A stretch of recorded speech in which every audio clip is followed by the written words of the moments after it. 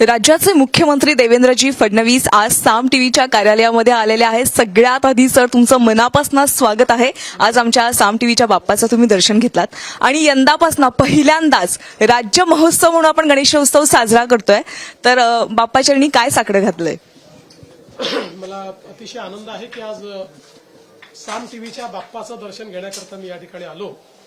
आणि जसं आपण सांगितलं की आता हा राज्य महोत्सव आहे आणि गणेशोत्सव हा सामाजिक अभिसरणाचा महोत्सव आहे. समाजातले सगळे वर्ग याच्यामध्ये सामील असतात, सगळे एकत्रित येतात, एकत्रितपणे आपण महोत्सव साजरा करतो. त्यातनं सामाजिक अभिसरण होतं, त्यातनं एकीकरण होतं, त्यातनं नेतृत्व गुण तयार होतात, त्यातनं संघटन शक्ती तयार होते आणि अर्थातच एक आध्यात्मिक शक्ती देखील आपल्याला त्या माध्यमातून मिळत असते. आणि तुम्हाला माहिती आहे की शेवटी श्री गणेश ही बुद्धीची देवता आहे. त्यामुळे श्री गणेशाला एकच मागणं नेहमी मागायचं असतं की मलाही सुबुद्धी दे आणि इतरांनाही सुबुद्धी दे, सगळ्यांना सुबुद्धी देऊन सन्मार्गाने चालण्याची शक्ती ही सर्वांना मिळावी एवढंच त्यांच्या चरणी मागायचं असतं. आणि अर्थातच शेवटी आपण असं मानतो की चांगल्या गोष्टीची सुरुवात ही श्री गणेशांपासून होते आणि म्हणून श्री गणेशाला असं मागणं आहे की सर्वांच्या जीवनामध्ये सुख, समाधान, आरोग्य, ऐश्वर्य त्यांना मिळावं, सगळ्यांच्या जीवनात चांगली सुरुवात व्हावी, अशा प्रकारची ही त्यांच्या चरणी प्रार्थना आहे. नक्कीच सर, राज्यामध्ये मोठ्या घडामोडी घडतायत. मुंबईमध्ये सध्या मराठा एकवटले आहेत, मराठ्यांचं आंदोलन सुरू आहे. यातनं राज्य सरकार कसा मार्ग काढेल आणि दुसरीकडे बघायला गेला तर ओबीसींचं देखील साखळी उपोषण सुरू आहे. यावर तुमची काय प्रतिक्रिया? असं आहे की लोकशाहीमध्ये मतांतर ही असतात.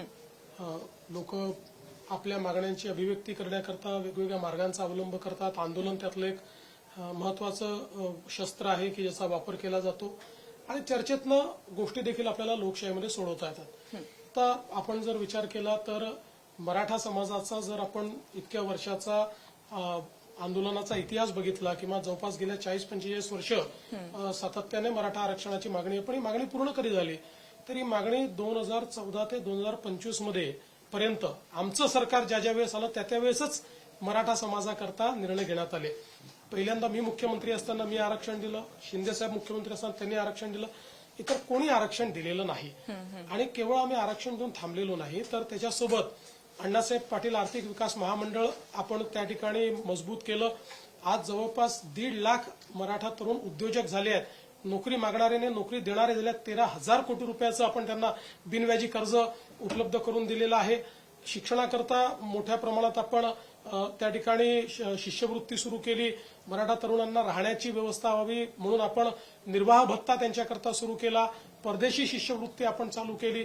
सारखी संस्था सुरू केली की ज्या संस्थेच्या माध्यमातून आज मराठा समाजाचा टक्का हा यूपीएससी आणि एमपीएससी मध्ये आपण वाढवला. अनेक लोकांना आता IAS IPS ऑफिसर होता आलं, उपजिल्हाधिकारी किंवा वेगवेगळ्या पदांवर जाता आलं. त्यामुळे जे काही केलेलं आहे ते आपल्या सरकारने केलेलं आहे. आजही मराठा समाजाला आरक्षण आहे, 10% आहे, स्वतंत्र आहे, ते चालू आहे, ते कुठेही क्वॅश झालेलं नाही. आजही भरतीमध्ये मोठ्या प्रमाणात किंवा ऍडमिशन्समध्ये मराठा समाजाला ते मिळतं आहे. आता मनोज जरांगे पाटील जे बसलेत त्यांचं मत वेगळं आहे. त्यांचं म्हणणं आहे आम्हाला सरसकट तुम्ही कुणबी करा, सरसकट आम्हाला ओबीसी मध्ये टाका. आता शेवटी ज्या मागण्या संविधानाच्या अंतर्गत आहेत त्या मागण्या मान्य करता येतील. ज्या संविधानात्मक नाहीत, ज्याला संविधानाची प्रक्रिया लागते त्याला संविधानाची प्रक्रिया करावी लागेल. त्याच्यामुळे आमचा प्रयत्न काय आहे? आमचा प्रयत्न आहे की 2 समाज एकमेकासमोर आणायचे नाहीत, झुंजवत ठेवायचं नाही. याचं काढून त्याला द्या, त्याचं काढून याला घ्या, हे सगळे लढत राहिले की आपण आपला फायदा पहा असं मानणाऱ्यांपैकी आम्ही नाही. त्यामुळे मराठा समाजाचं मराठा समाजाच्या पदरी गेलं पाहिजे, ओबीसी समाजाचं ओबीसी समाजाच्या पदरी राहिलं पाहिजे, अशा प्रकारचा आमचा प्रयत्न आहे. चर्चा चाललेली आहे, प्रयत्न करू.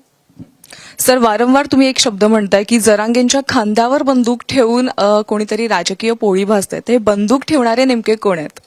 तुम्हाला जास्त माझ्यापेक्षा माहिती आहे कोण आहेत ते. पण एक लक्षात ठेवा की एकच प्रश्न हा सगळ्या पक्षांना विचारला गेलाय पण कोणी उत्तर द्यायला तयार नाही. आणि तो प्रश्न काय आहे की ही जी काही मागणी आहे की ओबीसी मधनं मराठा समाजाला आरक्षण द्या, ही जी मनोज जरांगे पाटील मागणी करता आहेत याच्यावर तुमच्या पक्षाचं मत काय ते सांगा. एकही पक्ष बोलायला तयार नाही. कोणी इकडे पाहतं, कोणी तिकडे पाहतं, कोणी म्हणतं याला द्या पण त्याचं काढू नका. भूमिका ठाम घेतली पाहिजे. ही राजकीय भूमिका घेऊन समाजाला झुंजवत ठेवणं, समाजामध्ये तेढ निर्माण करणं हे बंद केलं पाहिजे. म्हणूनच मी सांगितलं की खांद्यावर बंदूक काही लोक ठेवतायत, पण मी जसं काल देखील बोललो की अशा प्रकारे जर तुम्ही आंदोलनावर आपली पोळी भाजून घ्यायचा प्रयत्न कराल तर तुमचं तोंड पोळल्याशिवाय राहणार नाही. नक्की सर, आज तुम्ही इतक्या व्यस्त कामातनं साम टीव्हीसाठी वेळ काढलात त्याबद्दल तुमचे मनापासून आभार आहेत. धन्यवाद. आभारी. थँक्यू. देश विदेशातील प्रत्येक घडामोडींचे लाईव्ह अपडेट मिळवण्यासाठी आता साम टीव्हीच्या सर्व सोशल मीडिया प्लॅटफॉर्मला लाईक, फॉलो आणि सबस्क्राईब करा.